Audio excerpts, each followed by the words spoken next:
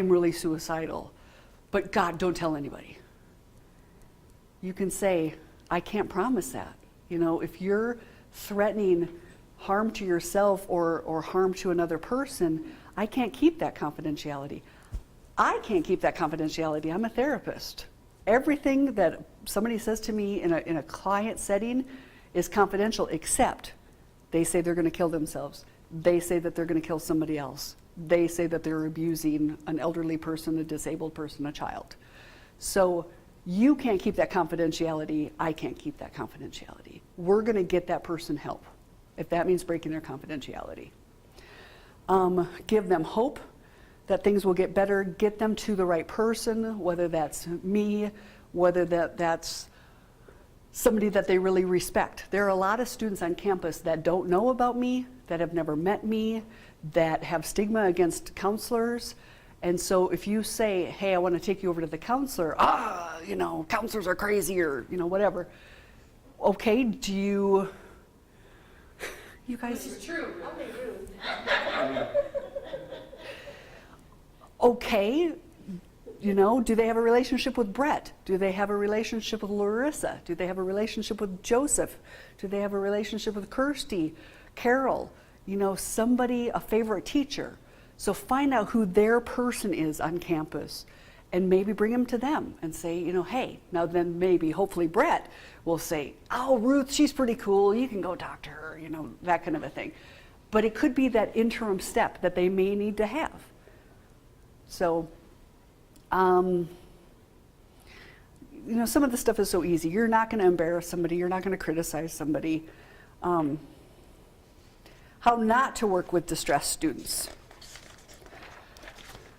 Don't say you understand if you don't really understand.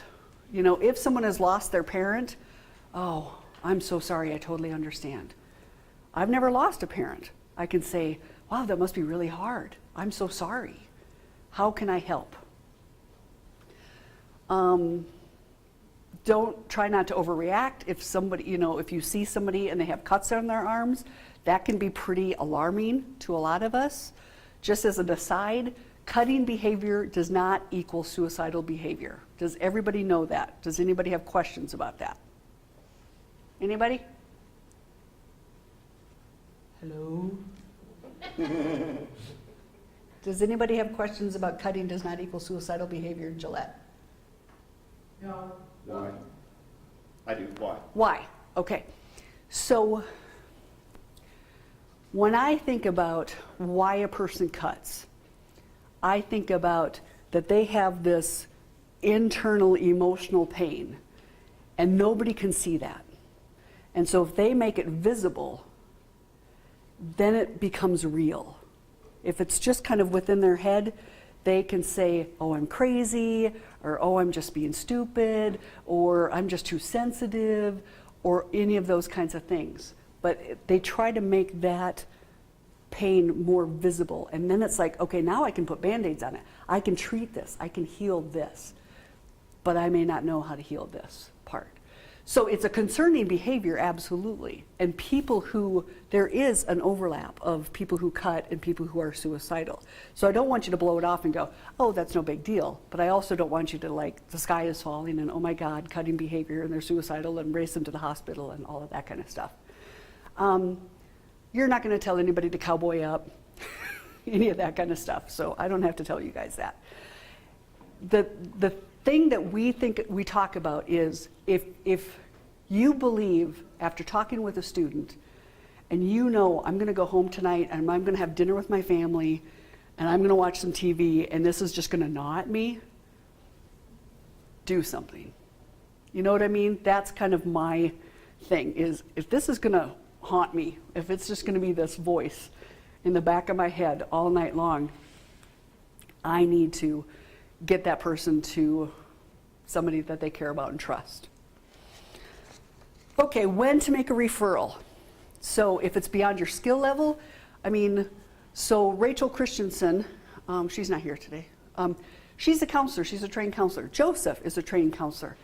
He may feel more comfortable tackling some of these, you know, kind of more suicidal people. Somebody else may not. And so just know your comfort level and your skill level. And, you know, please know that we have people, I mean, that's kind of my whole job is to help folks, you know, help students who are struggling. So please make the referral. If the behavior is getting worse, if you did, you know, if there was a care report last week and the behavior is increasing, do another one. And after 2 weeks, if it's still increasing, do another one. Sometimes, you know, we need to just keep having interactions with students before we can start making a difference. But don't feel like I did a care report, you know, it should be fine. If you know the student so well that you don't feel like you can be the best person, and that's, you know, that's true sometimes. So if it feels like, ooh, this is too personal for me, I'm getting emotionally involved and all of this kind of stuff, or if the issue is something that you've struggled with or is going on with your family, like if I just lose my dad and the next week I come into, you know, school and my client says I just lost my dad, that might be tough for me. And so I may need to refer that person out. Okay. This is, I think, one of the reasons why I became a counselor, is Lucy. So know that the counseling services, we can do 3 to 6 counseling sessions. You know, that's pretty much what we try to keep it to. If somebody needs longer term work than that, I have really good referrals out into the community that I can make those referrals out to. It definitely depends on whether the student has health insurance and those kinds of things. But sometimes just a couple of sessions can just be that kind of tune-up that I think of and get them kind of on the right path. It's confidential, there's no charge. Okay, now I'm going to kind of shift gears.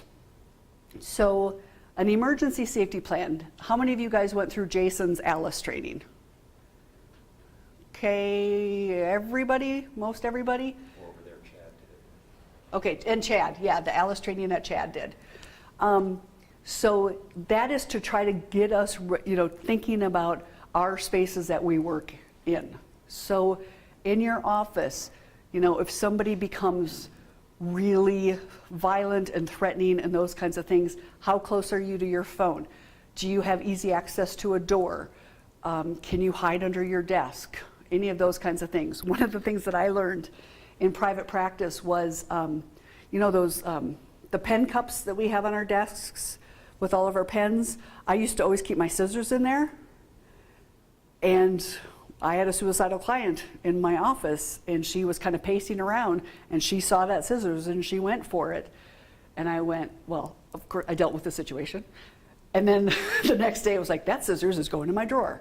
And from then on, my scissors is always in my drawer. So thinking about it like almost with brand new eyes, when you go back to your offices and your desks, just think, like, what can be used as a weapon? And I don't want to scare people or make them feel unsafe, but if we can kind of mentally prepare for things, we're at least less likely to freeze, we're less likely to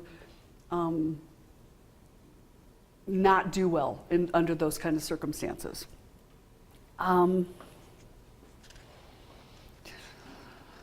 Having, you know, phone numbers programmed into your phone, and then, so, oops, now I want to go to how to do a care report. Okay, I'm going to dismiss that.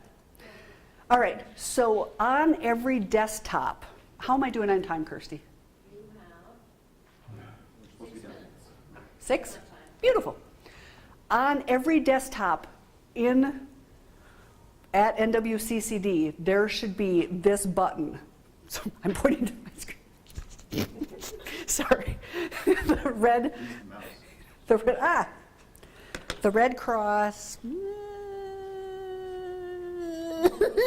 Right there. Okay. So that is where you find the care report. So we're going to just kind of go through it. How many in here have done a care report? Raise your hands. A lot, most. How about you? I didn't get to see you guys in Gillette. Can you raise your hands again? All right. Almost everybody there too. Okay. So to be honest, Being new to the system, I've only been here a year. I don't think it's that user-friendly, but nobody asked my opinion. Kirsty is saying, you're right, it's not. We are aware of that. So the first thing is you're going to see this screen right here. And the kind of care report that you do is important. So there is health and safety. So if a student is passed out on the floor in a dorm room, and that's probably not something that you guys are going to come up with. Let's say, what would an advisor maybe be involved with that's health and safety related? Kind of like more imminent, but not 911. Passed out on the couch outside of advising. Okay, beautiful. Okay, so this is health and safety. So we pick health and safety. If it's concerning or threatening behavior, we pick that one. If it's a code of conduct, so plagiarizing a test, cheating on an exam, okay, those kinds of things. All right. So then this section, this is your information. We like it if you give us your name and all of that kind of stuff, but there is the ability to do things anonymously if you want. Now, just for you guys to know that the kind of the process is that when a care report comes in, I'm the one who's going to send you an email saying, thank you so much for doing a care report, we're on it. Thank you. Then I send out an email to the rest of the care team. Does everybody know who's on the care team? Okay, the care team is Kirsty Oski, Carol Garcia, Larissa Bonnet, Jason Vella, myself, and then we have two people who are kind of on the fringes of it. Do you know who the team is in Gillette? The team in Gillette is Susan Surge, Chad Trebby, Rachel Coleman, and Jenny Winter, and Beth Walker. Yeah. And Steve. And Steve.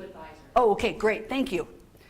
So what I do with that email is I send it out to our care team, or they would do this in Gillette, and we would say, who has a relationship with this student? Because it does not behoove us, for me, to have no relationship, I have never seen this student, to walk up and say, hi, I'm from the care team. There's been a care report about you, and Kirsty did the care report, and I'm here to check in with you and see how you are. That person's gonna go, So what we do is, who has the best relationship with that person? Kirsty might say, that's me. And she'll bump into that student. Hey, how's it going? I haven't seen you for a couple of weeks. And oh man, I'm not doing so good in my classes. Really, what's going on? And she'll just kind of have this conversation with somebody, and they will not know that they've been care teamed. and so what's funny is that instructors, or what we'll find is that people will put out a care report and then go and talk to the person and say, so has the care team talked with you? And the person will say no, because they don't believe that they've been care teamed. They just know that Kirsty bumped into them and asked how they were doing. So we try to do it very innocuously like that. Joseph, is your brain full? You need to leave? So that's kind of how we try to do it, is the person who has the best relationship will